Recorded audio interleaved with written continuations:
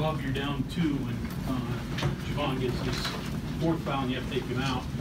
Did you just want to hold serve? Did you think you could jump up by 11 without him on the floor?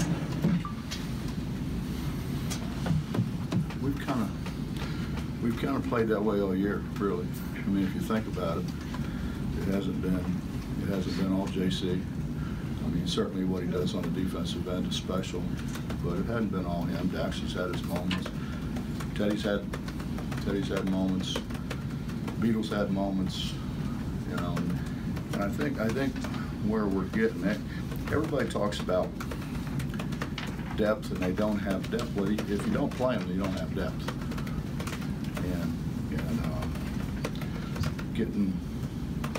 Beatles getting better and better. The other guys that we're bringing in are getting Magic. I thought Magic had really good minutes for us. So as long as we can keep hamming and egging it, you know. And I think I said this last time, but it's like a golf scramble, you know. Everybody doesn't have to hit a good shot, just somebody. And that's kind of what's happened to us. Is somebody always steps up and makes plays. Teddy made some big plays. I thought that when he rebounded and drove the length of the floor and shot a layup, I thought that was huge for us because we were going the wrong direction at that point in time. Justin, nice to see you can make it. Coach, you took a big step tonight against Oklahoma, a big-time opponent. When you see the play of Sags and Teddy tonight, their development as players, that was a monumental game for them, wasn't it? Well, believe it or not, you know, you watch the tape obviously, and then you go back and watch last year, and I didn't think they'd guard Sags. I thought they'd drop back and take away everything at the rim, which is a smart thing to do. But Sags made shots. You know, if Sags doesn't make any shots, that's a brilliant move. But I told him whenever it was, 2 days ago, 3 days ago, I said, you're going to have open jump shots. You know, and then the light went off, and man, I better get in there and practice because I'm actually going to get to shoot it now. So, you know, he's getting better and better. He's slowed down. The game slowed down a little bit for him. And he's at the defensive end. He's pretty good. There was a point in the first half that I think you were unhappy with one of his shots, but then in the second half encouraged it, and then the last one obviously just inside the 3-point line. Was there a probably the one I wasn't happy with, he probably missed. That's kind of how it works. So. I told him if they back off, you got to shoot it. You know, you got to shoot it. He took one too quick. You know, when they're playing like that, he's going to get a shot at any point in time on the clock. So why don't you see what else we can get first and then shoot that? Coach, there were a couple times last season when you had mentioned that some of the commentators weren't even, or hadn't mentioned Javon among the Big 12 top point guards. You think, and I realize he was out foul trouble a lot in the second half, do you think he earned a new level of respect tonight? I think he's got it with the coaches. I think he's had it with the coaches for quite a while. You know, it's your people that haven't recognized how good he is. And well, that's not true, I guess, because he was the NBC National Defensive Player of the Year. But maybe it's just ESPN. I take that back, Justin. I think maybe you're all right. I think it's the Espen boys, and you get enamored with something for whatever reason. I don't know. He's good. He's good, and he makes plays that other people can't make, and then I think he gets fouls called that aren't fouls just because they've never seen anybody make plays the way he makes those plays. He reaches in there and snatches the ball away from them or knocks it out of their hands. I'm sure he's hard to officiate. Have you ever seen anyone steal a ball while a guy was dribbling behind his back? No. They get halfway around and. No. He's as good on the ball defender, I think, as I've ever had. It's just, you know, just not so frustrated with this cylinder thing. And they just, I think they put those guys in a bad spot. I mean, you know, you've got the best athletes in the country. They're going 100 miles an hour, and did the guy dive into the defense, or did the defense step into him? I mean, how do you tell that? How do you tell that in a split second? You know, it's and I understand what they're trying to do, but we've got to have something better than an invisible cylinder. That's just my opinion. Bob, I have to ask you this question. It was pretty emotional early in the game, and you wandered like 50 feet from the bench to the other side. No, there's the wrong line. I saw that line up there. I didn't mean to. I really didn't mean to. Usually I don't do that. I mean, I've just started walking down there this year because they let you walk down there, but I'm pretty good at staying in the box. I mean, that's one of the few good things that I do is stay in the box pretty good. And I saw that line down there, and I just thought that's where it was. Are you going to drink some of their Gatorade? I've never done that before. Higgins was staring right at you, and I couldn't believe he didn't do anything. Well, I think they knew I wasn't I wasn't yelling at anybody or anything. I was just walking. I was trying to get some steps on this thing.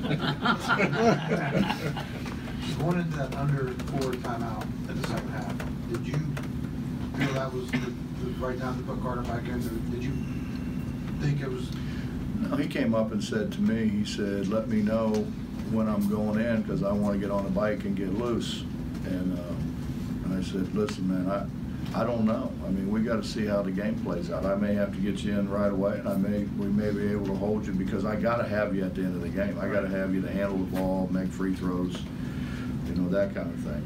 And so I couldn't give him a definitive answer. It was how the game was going to play out.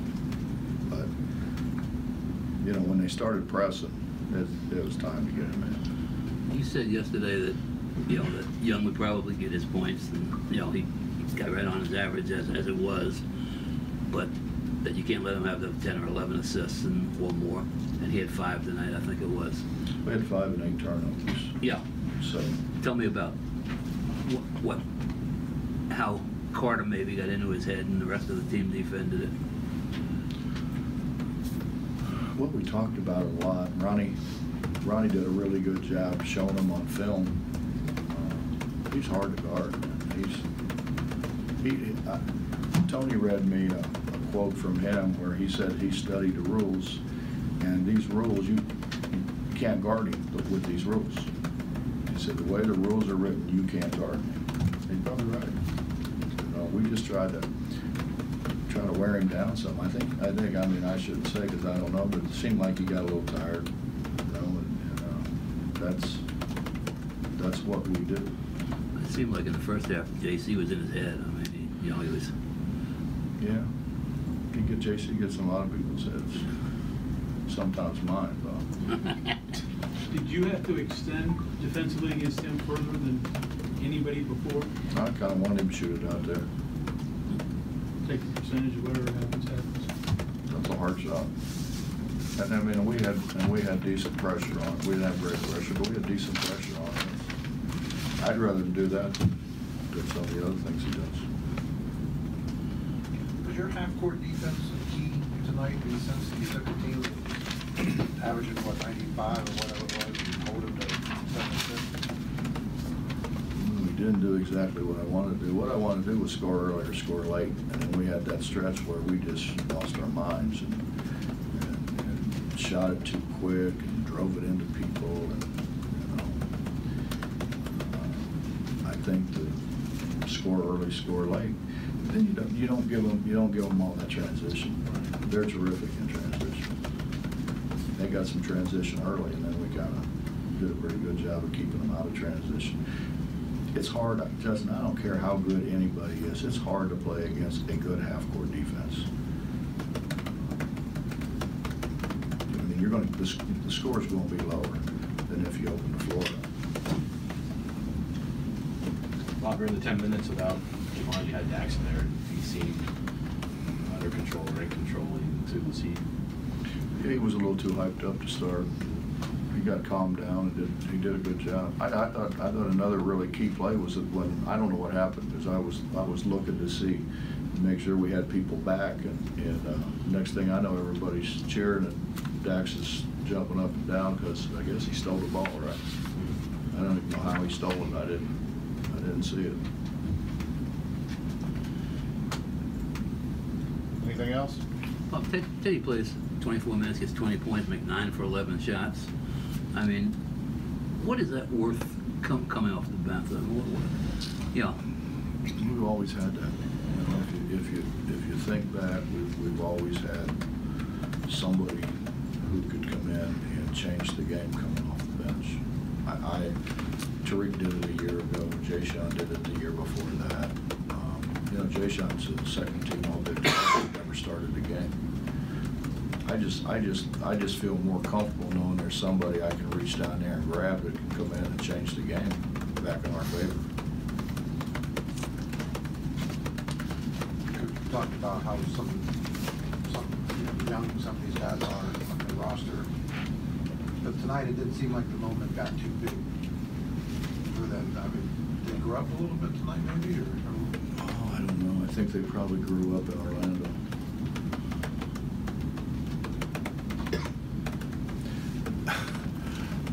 I don't know how to say it tactfully. I mean, they take shots and it's like you want to choke them, you know. But they make some of them, you know. They make some of them. Lamont started out, shot it pretty good, and then he went through a really dry spell, and then he picked up that fumbled ball and shot it in. It was real close to being a 3, and then we ran some things for him to get him a shot. I tried to get Beetle a couple of shots, but I don't know, Jeff. I think they grew up a long time ago. I mean, we've won 14 in a row. They've grown up. They've grown up probably faster. And when you stop and think that our front line is 4 sophomores and a junior, I mean, I can't ever get it right though. So I'm going to lose JC and Dax, and then I got to play freshmen, you know. Although Beetle and Chase are getting better and better. Teddy, I don't know what Teddy is. I don't know if Teddy, I think, considered himself a guard, but I don't. Teddy'd shoot the same shots as Trey Young if I'd let him, and think he could make it. You had Napper just tonight. Is he playable or? No, he doesn't know anything. You know, I can't put him in. Either, but I write. Huh? I don't either, but I keep writing. That's different. No, he doesn't know. You know, he's going to be a point guard. He's going to have the ball. He's got to know all the sets. He's got to know where everybody's supposed to be, and he doesn't have a clue about any of that stuff. So it'd be a total waste because we couldn't get anything out of it. He just not. He spent too much time in the training room and not enough time on the floor. Not his fault. I'm just saying that he doesn't know what we're doing. Well, probably more appropriate after Tuesday's game, but have you thought about how you incorporate Issa when he's available next Saturday? I have thought about incorporating Issa, I think, every day since we started. So, yeah. Thanks, Coach. Yep.